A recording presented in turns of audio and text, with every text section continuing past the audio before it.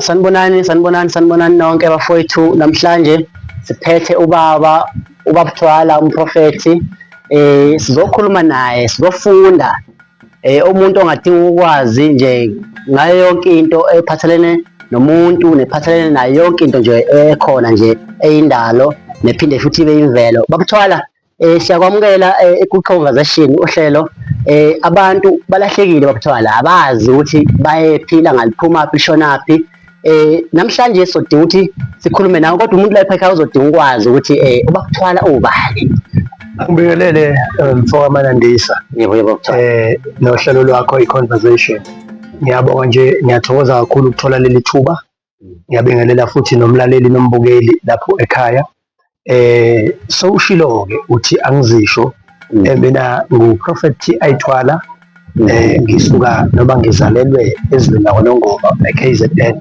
Nokho-ke ngilapha eGauteng njengamanje, nala engiphinde ngibe based khona ngokuhlala-ke nokusebenza. Awuthi uyazi ukuthi kukhona izakhamuzi nezakhelwa mizi. Ihlukene lento, khona isakhamuzi nesakhelwa mizi. So nami ngingakhelwa-ke umuzi la eGoli la engihlala khona. Kodwa-ke ngokuzalwa ngokuya le KwaZulu Natal, umprofethi ngiphinde kube umelaphi wendabuko. Hawu. Bayagula abantu, bayagula, abanye bagula behamba bengazi ukuthi bayagula ngempela.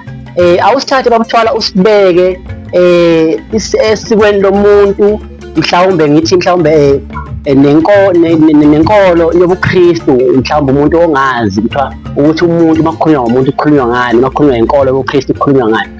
Kaningi Manandisa kunokuclasha ngokwabantu. Umuntu mayesithi umKristu abese ethi inkolo yobuKristu iyona engaphezulu komuntu uqobo lwakhe. Mangithi ngomuntu uqobo lwakhe, umuntu ukhandwa izinto mhlawumbe ey'ntathu. Ukhandwa ubuyena, ukhandwa ubuzwe bakhe nesikompilo lakhe. Uma ngihamba ubuyena ngibamba even ifamily, because kuqala kungabantu ababili bekhanda umuntu kukhishwa umndeni. Uma kuphuma emndenini kuya esizweni, ngeke ngisasho ukuthi esigodini nani, izwe sinani sinesikompilo lomuntu noma lesizwe okuyibona ubamba umuntu. Kunezinto-ke eziyizimpande zomuntu ezingaxabani nani nokuthi ukholwa kanjani, ukholelwa kuleli gama. Kodwa kaningi ikhona lento ethi abantu mase bengamaKristu bese bethi lento yokuthi bona bangabantu bayikhohlwe, bese ngazi ukuthi kuyakrashana, kuyaxabana. Ingakho-ke namhlanje njengoba ungibuza kanje ukuthi asiyiqondisi ukuthi ikhona nengxabano ebakhona phakathi komuntu nobuKristu na. Kodwa mina-ke njengoThwala, angithi ngumprofethi, ngomelaphi wendabuko, ngaqala nje ekukholweni ngakholwa, and ngimazi, ngimsaba uNkulunkulu, ngimkhozi uJesu Kristu, kodwa ngingazikhohliwe ukuthi mina ngingowakwaThwala, mina ngizalwa ubaba unketha bakhona uSuzama ngozisho abasentombi kwabathashile kwantathu, ezalwa yena umgqomo udlela amashangane ungamanzi endlela waphuza uqomo kayikhulu. Angithi uyabona, ngiyayazi i-background yami, lokhu akungishintshi njengoba ngiyibiza ngoThwala, ngiyibiza ngokhokho bami, ngiyibiza ngabantu abangenza ngabakhona.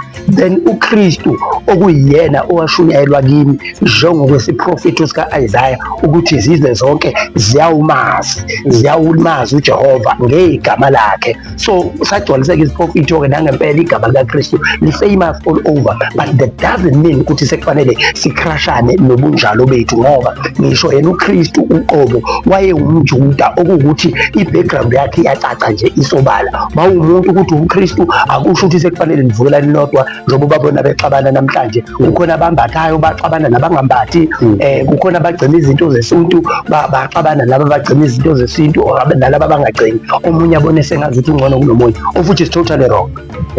Baba Thwala, ngicela ungihlukanisela lapha, mhlawumbe nami ngiyadideka nje ngoba nami usungifundisile, usungilethele ukukhanya into ebengingazazi. Kuhlukana kanjani uKristu nesintu, isintu noKristu? Mhlawumbe mangazama ukucacisela umukeli lapha ekhaya ukuthi masikhuluma ngesiKristu sikhuluma ngento kanjani, masikhuluma ngesintu sikhuluma ngento kanjani? Masikhuluma ngesintu sikhuluma ngawe, uqobo lwakho, sikhuluma ngey'mpande zakho njengomuntu, isikompilo lakho kusukela ukhuliswa ekhaya kuze kuya esizweni oyiso, lapho sibala ulimi lwakho, sibala izinto ezingobugugu bobuzwe bakho, sibala into eyingamasiko esizwe namasikompilo, ngoba kuyehluka, there is a culture and a tradition. So sibala-ke zonke lezi isintu somuntu leso, and lezi zinto ezingaxabani nobuKristu. UbuKristu bungobukamoya, wena kufuna uyibambeke le nto ukuthi umuntu there is a dual being of a person, kukhona umuntu umoya, kukhona umuntu umzimba. Uyayizwa lento ngisho? Emzimbeni wethu siphila ngomoya, kodwa kunezinto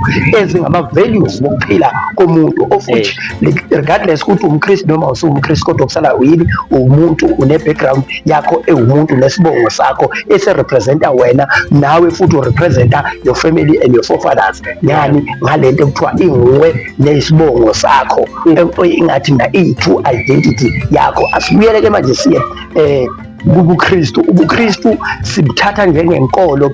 Mina-ke ngiyaye ngithi iwumusa, ngoba uNkulunkulu wehla weza kubantu, akusibo abantu abayankulunkulu, kodwa nguye weza kubantu ngendodana yakhe enguKristu, weze ezizweni zonke, and uNkulunkulu yi-understanda zonke izizwe zenziwa nguye. Lithi iBhayibheli wazehlukanisa ngokwemikhawulo, wazenza kodwa ngegazi elilodwa. Yingakho noma ngabe umhlophe noma ngabe umnyama, kodwa kunento oyibonayo kuyesihlanganisa, yini? Igazi. The color of the blood injani? Is red. And then the bone injani? Limhlophe. Inyama noma ingaba mnyama, kodwa kusala yini? Inyama. Ama-muscles wakho mawabiza uthini, ama-muscles ngey'cubu, isicubu ngesiZulu, kodwa mase usubheka wonke umuntu. Uyabona lapha esikoleni kwakukhona lento okuthiwa i-human physiology and anatomy, okuwukuthi wawufundiswa ngani ngomuntu nje kube njalo, nama-body parts, i-outer body parts, kukhulunywa ngento eyodwa. Umlungu unani? Unekhala. Ake ngithi-ke mina iJude lowumKristu lana linekhala, nami nginani? Nginekhala. Uyayizwa ngisho? So sonke sizidalwa kabantu zikaNkulunkulu, kodwa kwase kuniswa inkolo